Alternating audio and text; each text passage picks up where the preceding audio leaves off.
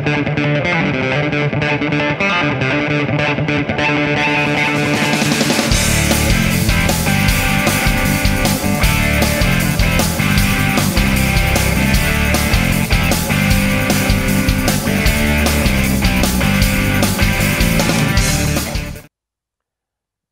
welcome back to another edition of Focus on Arts. I'm your host, Patrick Van Slyke. Thank you so much for joining us today. Today we have one of my very good friends, a friend who actually has a show on KGEM with us, and my friend is Ethel Andrews. Hi, Ethel. Hello. Thank you so much for being on my show today. Now, Very glad to. Ethel, you have a very unique show. I haven't ever seen anyone like it. And so your show is about? Mixology. Okay, so why don't you tell us about that? Well, mixology is basically a fancy name for bartending. Okay. But I like to emphasize that we want to use some skill and not just fling out drinks, but make sure that there's some creativity associated with it and innovation. Okay. And I like to make sure that the drinks are made with fresh ingredients and not with mixes. That's something I emphasize, perhaps overly so. Oh, sure. Okay. So would you say that that what you are doing is different than the average bartender that you might just run into? I would hope so. Okay. Okay. I understand. Now, I know we've done, I think, about 15 shows, maybe. How many drinks do you know? Hundreds. Hundreds? Literally. Wow. Literally. And how did you learn all of those? Well, this is going to sound a bit strange, but I used to actually make cocktails for my parents when I was a kid. Really? In the 50s and 60s. Oh, wow. Hand-shaken martinis with the old-fashioned style martini shakers. Okay. And that's what I started with anyway. Wow. Sounds like a profligate child. Right, right. But that's very interesting. So where did it go from there? Did you go to any? Did you have any type of training? You know, actually, no. I did not go to bartending school. Okay. I don't have a certificate or anything like that. Okay. It's just, you know, something that you pick up. And to me, it's like anything else. I would like to think I have somewhat of a natural gift for it. Right, right. Well, you definitely do. From what I've seen, the shows that you have done are really excellent, and I really enjoy watching them. And the real attention to detail that you put into your drinks. I think that it's very, very interesting. So are they called recipes, or what do you call making a drink? You know, to me, it's actually a form of chemistry that you can drink. Okay. Because with the base alcohol, you have to make sure that the ingredients will successfully marry with it. Okay. You can't just combine things that actually don't go together. Right. So that's kind of something that you intuitively grasp after a period of time. The more expertise you get with anything, right, the more you will be able to just intuitively figure out what works and what does not work. Okay, that's neat. Well, listen, you said that you started mixing for your parents, and so then where did it go from there? Well, you know, it's funny. I actually have a primary occupation that kind of lends itself to getting private gigs involving mixology. Okay. And it kind of evolved from there and spread via word of mouth. Okay. So that all the gigs that I do are either corporate, collegiate, so to speak, because I do a lot of gigs for academics at different universities. Oh, sure. And private. Oh, wow. And is that enjoyable? Are those? I think it is. Yeah, sure. Okay, and let's see. Now, tell me, are you a California native? Actually, I am, but I've lived all over the place. You have? Literally. Really? So tell us about where you've gone.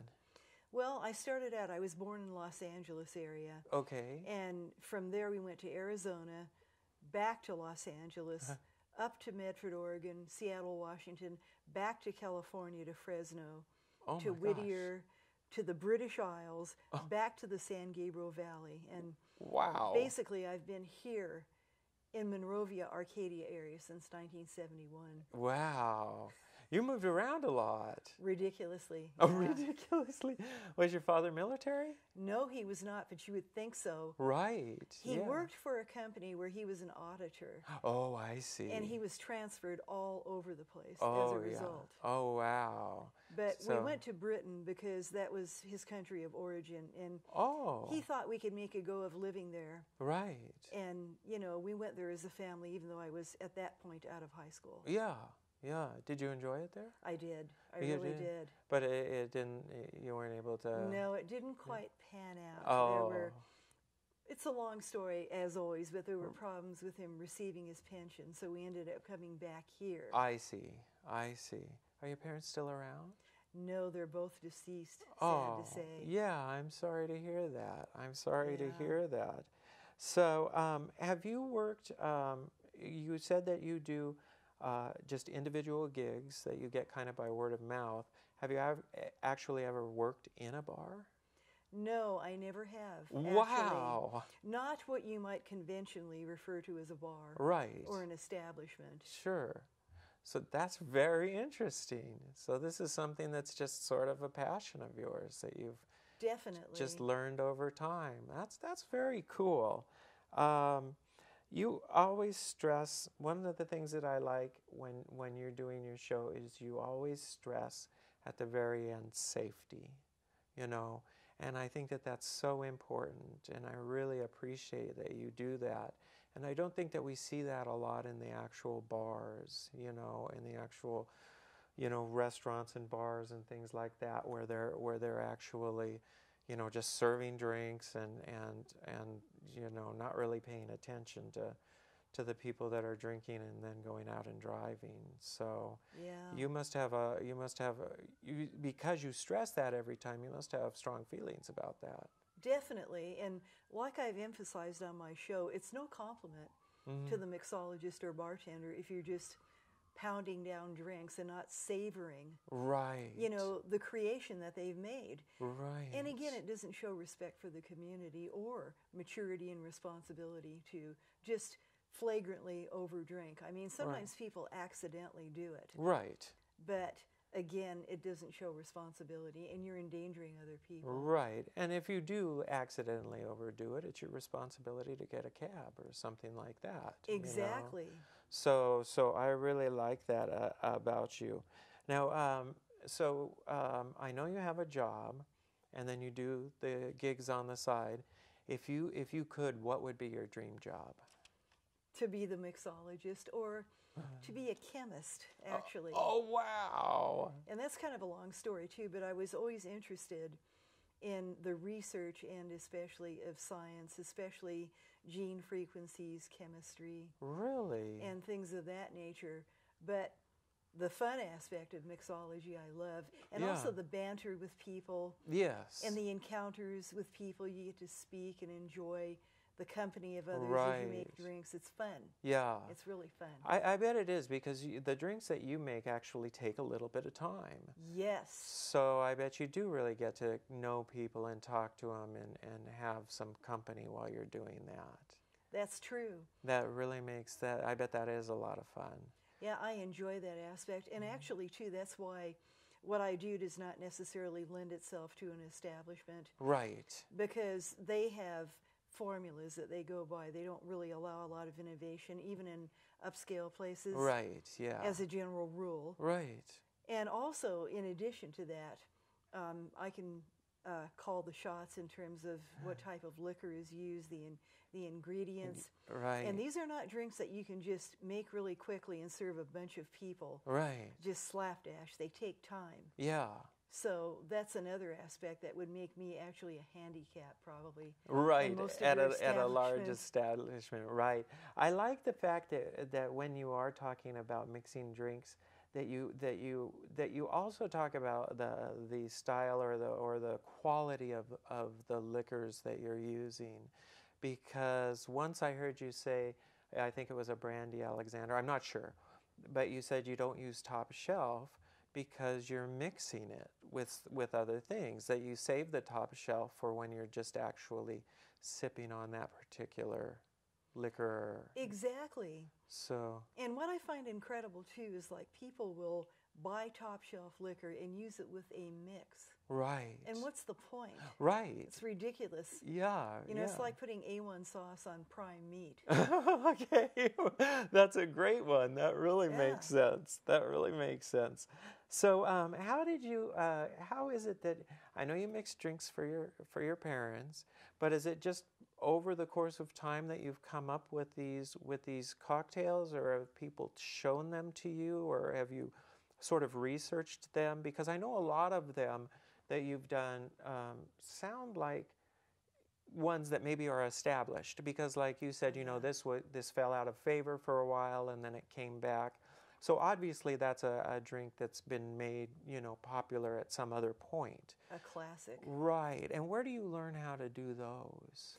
You know, I've just seen them done over the years, and this sounds a little peculiar too, but I used to, when I was a kid, I would like to read books that pertain to mixology and bartending. Oh. And I loved Trader Vic's in particular. Oh, wow. Because his drinks were innovative and creative and definitely a cut above most. Oh, I see. So just experience time. Yeah. And committing things to memory and then putting your own flourishes on them. Yeah. I also really like what you said about, you know, if your mixologist does go to all the trouble to make that drink, that you just don't throw it down, you know, that you really take time to savor it and enjoy it and maybe understand it a little bit more, you know, what they're trying to present to you, you know, in that particular drink. So that's very interesting. How did you get the idea to do your own show? You know, actually I didn't. Oh. An individual here at the station, in fact it was Lance, approached me at a private party that he was attending where I was doing the mixology. Oh, wow. And he said, you know, we really enjoy your drinks and we enjoy your banter and your interaction with people. Yeah. Have you ever thought of doing a show? Oh, that's great. And I thought, wow. Why not? Yeah. Exactly. That's great. Well, I really enjoy your shows. Give me an idea, just real quickly, we're coming into the end of the show, but how many drinks do you think you know? You know, it would be hard to guesstimate, but probably over 300. And it's endless in that new drinks are always being created. Right. And some of the mixologists today grow their own herbs. Oh. And they make their own infusions. Oh, sure. In upscale establishments. Oh, so that's they really go to neat. great lengths. Yeah. That's interesting. So it's endless. It's something that is, you know, you could never exhaust. With all of these options, and this will be our last question, with all of these options, do you often give suggestions to people as to maybe what you would like to make for them, or do they mostly tell you what they want? Sometimes, well, a bit of both. Yeah. And to tell you the truth, I've learned a lot from other people too. Oh. Never think that you've arrived and that what you do is so wonderful. Right. Because you're always going to learn from others, and there's always others who will eclipse you. Yeah. And it's always good to be receptive to that and never think that you're that special. Yeah. Because no one is special or indispensable. Right. You've got that right. Well, I think that you're just fabulous, and I really love your show, and I want to thank you for being with us today. And I'm wondering if maybe at some point in the future you can come back and talk to us some more. Sure, and thank you very much. Okay, it's my pleasure. Okay. Well, we would like to also thank you for joining us with Focus on Arts, and I hope that you'll come back next time. I'm sure we'll have a wonderful guest. And again, we thank Ethel Andrews for being with us. Okay, take care. Thank you. Okay.